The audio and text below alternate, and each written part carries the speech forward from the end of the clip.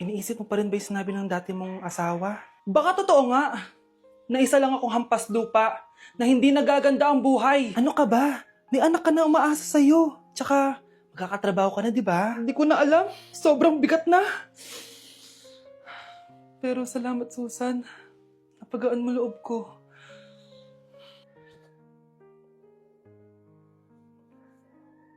Hello, ma'am. Thank you for calling. How can I help you? Baby, huwag ka muna umiyak, please. Sorry, ma'am. Ako muna bahala kay Scarlett, ha? Mag-focus ka lang dyan. Thank you, Susan. Yes, ma'am. I will help you. Scarlett, pagtanda mo, magiging proud sa'yo ang tatay mo. Tay, papasok na ako ng school, ha? Grabe na talaga, anak ko. Dalaga na talaga. Proud ako sa'yo, anak. Mas proud ako sa'yo, Tay. Kasi kahit sobrang hirap ng buhay natin dati, nakaya mo.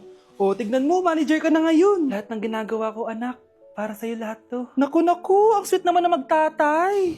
Sana, ikaw na lang naging nanay ko, Tita Susan. Ha? Ano ka ba, Scarlett? Oh, sige na, manilate na pala ako. Bye tayo, bye, Tita. Hi, first day of school. Sana maging masaya tong chapter ng buhay ko. Kailangan may picture ako. Hoy, cellphone ko! Akala mo ba makakatakas ka? Balik mo yan.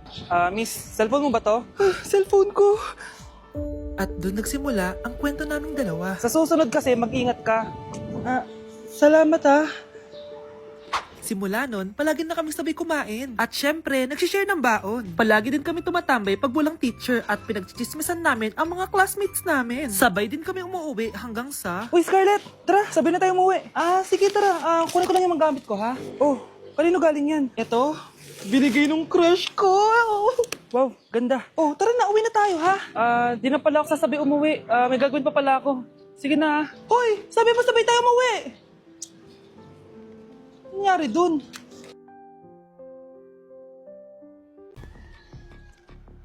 Balita ko, dyan nagtatrabaho yung dati kong asawa. Siguraduhin yung masisisante nyo yan. Dahil ayaw ko ng peste sa kumpanya ng asawa ko. Naintindihan? Susan, alam mo, feel ko talaga mapopromote na ako anytime. Kasi sabi ng manager namin, isa ako sa pinakamagaling sa amin. Ngayon pa lang, congrats na kita. Simula pa lang, alam ko naman na kaya mo. Alam mo, okay din pala na hiniwalayin ako ng asawa ko. At this ngayon, alam ko talaga kung anong habol niya sa akin. Yun ay pera. Madami pang ibang babae dyan, ano ka ba? Tsaka ang importante ngayon, nakafocus ka sa pagpapaganda ng buhay niyo. Oh, luto na to. Kaya na tayo. Yes po, ma'am. Okay po. Ma'am, i-hold ko po muna kayo, ha? Wait for a while. Sino itong tumatawag? Sir Ramon, may bad news po ako sa'yo. Ayaw ka po ng boss namin. Ano? Kaya tatanggalin ka sa trabaho. Anong tanggal na ako sa trabaho, ha? Utos lang po sa amin. Hindi pwede yun! Sorry sir, humanap ka na lang po na ibang trabaho. Bakit puro na lang kamalasan dumadating sa buhay ko?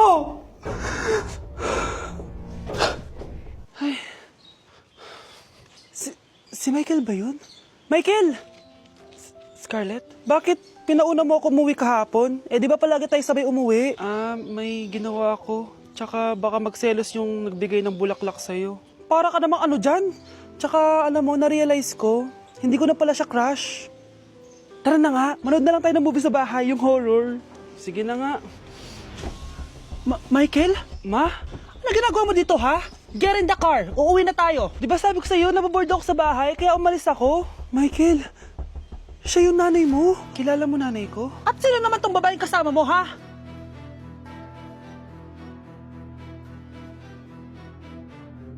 Ikaw, Miguel, ayaw na kita lumalabas ng bahay, naiintindihan? Ano? At pwede ba, huwag ka nasasama dun sa kaibigan mo hampas lupa na yon? Dahil ayaw ko ng ganong klaseng tao ang magiging kaibigan mo. Ma! Para sumusobra ka na ata! Sobra na ako nasasakal sa'yo! Tsaka tumatanda na ako! Anak pa din kita! At nanay mo ko. Kaya sundin mo ang gusto ko. Pero Nay, gusto ko si Scarlett! Parehas kami ng nanay ni Michael. So, ibig sabihin nun, magkapatid kami? Sinong kapatid mo, anak? Wala po, Tay. Bakit po? Anak, wala na ako sa trabaho. Tay, pero wag ka mag-alala, anak. Iisip ako ng paraan. Hindi tayo maghihirap. Magtutulungan tayo dito, Tay, ha? Kaya natin to. Salamat, anak. Susan, sure ka ba dito? Last money ko na kasi to eh. Magtiwala ka lang, Ramon. Para sa anak mo. O, ito na mga pinagawa mo, ha? Magbenta na tayo. Tara na. Sige, tara. Scarlett, ayaw sa'yo ng nanay ko. Ayaw niya akong magipagkaibigan sa'yo. Pero hindi niya ako mapipigilan. Michael, may kailangan din akong sabihin sa'yo. Yung nanay mo, tsaka yung nanay ko. Kailan ka pa natutong hindi sumunod sa akin, Michael, ha? Ma, dahil ba sa babaeng to? Please, tama na! Ayaw mo talaga makinig sa akin? Pwes, ipapadala na kita sa US at doon ka na mag-aaral. Michael! Ay, Nay! Good news! Nanalo ako sa loto! Totoo ba, anak? Tumama lahat ng numero sa panaginip ko, Nay. Ay, alam mo, anak, swerte ka talaga eh. Nay, may good news din ako. Gagraduate na ako next month. Talaga ba, anak? Akala ko talaga bagsak pa rin ako eh. Buti naman at di ka na ulit ng high school. Congrats! Good luck sa college! Mga anak, may good news din ako. Sabi ng doktor, magaling na daw ako sa sakit ko. So, ibig sabihin, hindi mo na kami makakalimutan, Nay? Oo, anak. Parang sunod-sunod yung swerte natin, Nay, no? Siyempre, dahil din yan kay Lord. O sige na, anong oras na? Matulog na tayo, ha? Good night, Nay. Grabe, ang kalat naman. O anak, ba't kising ka pa? Nay, sobrang kalat kasi dito sa bahay. Naglinis lang ako. Anak, tigil mo yan! Masama yan! Ha? Bakit? Masama naman maglinis, Nay? Hindi mo ba alam yung pamahiin na bawal magwalis sa gabi? Kasi pag nagwalis ka, parang tinataboy mo daw yung swerte palabas ng bahay. Ako, Nay, 2025 na, naniniwala ka pa rin sa pamahiin? Tumatanda ka na talaga. Ay, hindi ko alam, anak. Takot lang ako na malasin ulit tayo. Sige na, Nay, itulog mo na yan. Malapit na ako matapos dito. Matulog ka na rin, ha? Nasaan na yun? Hindi pwede mawala yun! Oo, anak, ano nangyayari? Umagang-umaga sumisigaw ka. Nay, nawawala yung lotto ticket natin. Hindi natin makiklaim yung pera. Ha? Sige anak, tutulungan kita maghanap, ha? Ay, baka nandito lang yung banda.